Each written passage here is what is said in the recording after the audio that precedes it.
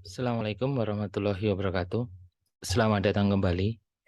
Di video kali ini kita akan membahas tentang diseminasi yang dilakukan oleh surveyor untuk menggabungkan temuan ataupun nilai yang dilakukan pada saat telusur lapangan. Jadi sebagaimana kita ketahui bahwasanya surveyor di dalam pelaksanaan akreditasi rumah sakit kegiatan pertamanya adalah survei daring. Survei daring itu kemudian dilaksanakan 1 hari. Setelah itu kemudian 3 hari atau 4 hari berikutnya dilakukan survei luring atau surveyor datang ke rumah sakit.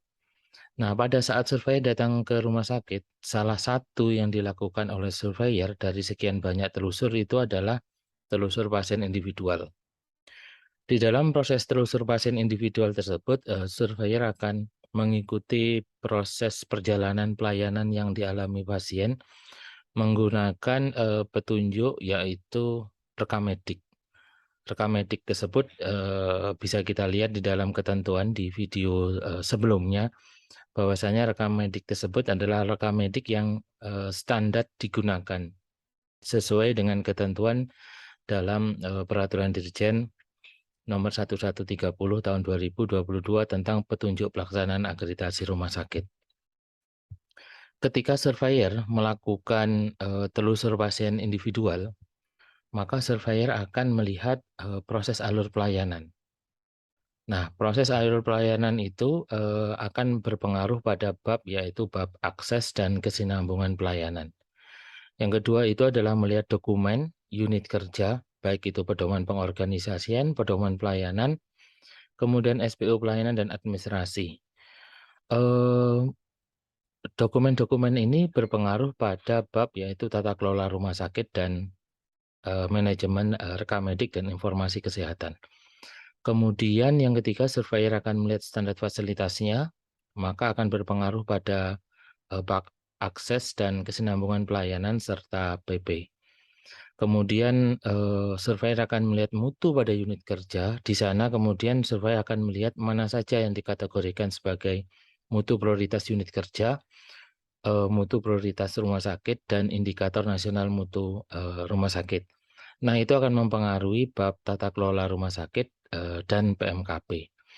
Kemudian manajemen risiko unit kerja juga dilihat oleh surveyor. Proses register risikonya seperti apa, kemudian prioritas risiko di unit kerja itu seperti apa, dan kontrol risiko di unit kerja.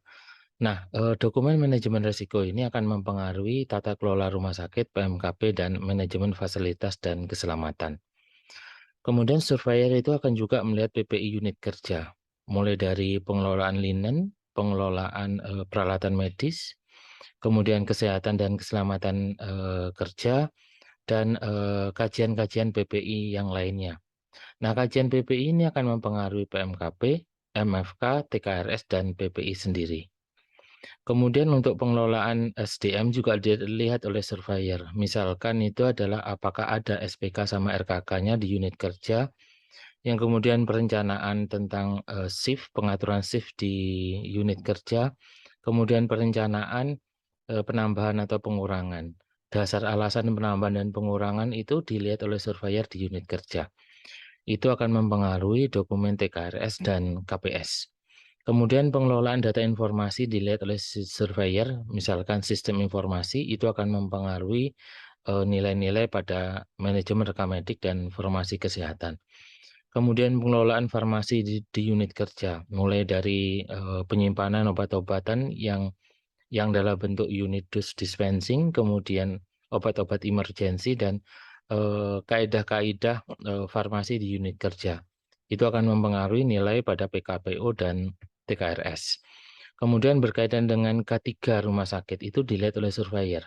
Misalkan keamanan, kemudian resiko kebakaran, kemudian resiko kecelakaan kerja, dan resiko-resiko yang lain. Itu akan mempengaruhi bab MFK.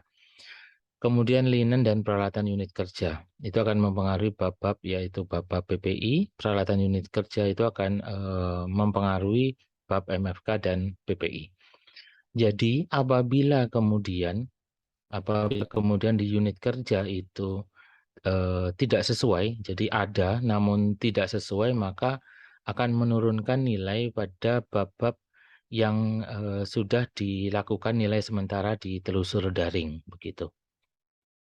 Nah, surveyor itu akan melihat konsistensi dan keseragaman itu ada pada lebih dari 5 unit, atau bisa jadi nanti lebih dari 10 unit, tergantung dari kesepakatan yang dilakukan oleh surveyor. Nah, proses-proses tersebut dibahas oleh surveyor di dalam forum pasca akreditasi rumah sakit.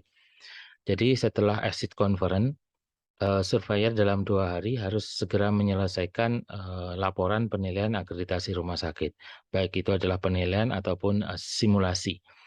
Nah, surveyor akan mendiskusikan apa yang mereka temukan di dalam telusur, baik itu telusur pasien individual ataupun telusur yang lain, misalkan telusur PMKP, telusur PPI, kemudian tur fasilitas dan telusur-telusur yang lainnya. Apabila di dalam telusur itu kemudian eh, dokumen dokumen itu ditemukan, implementasi itu ditemukan di telusur-telusur itu, maka akan seragam dan konsisten sehingga akan meningkatkan capaian nilai dari nilai sementara yang ada di daring. Sebaliknya, apabila kemudian temuan-temuan tersebut ditemukan tidak seragam atau malah tidak ditemukan, maka nilai-nilai yang ada di daring, nilai sementara akan berkurang atau terkoreksi.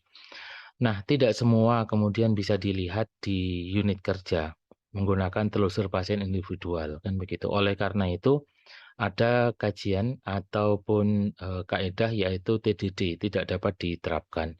Jadi itu sekilas tentang pengaruh dari telusur pasien individual terhadap nilai-nilai di dalam akreditasi rumah sakit. Proses rapat ini dilakukan oleh surveyor pasca penilaian akreditasi rumah sakit. Semoga bermanfaat bagi rekan-rekan di rumah sakit mempersiapkan. Semoga kita bertemu pada kesempatan yang berikutnya. Terima kasih. Assalamualaikum warahmatullahi wabarakatuh.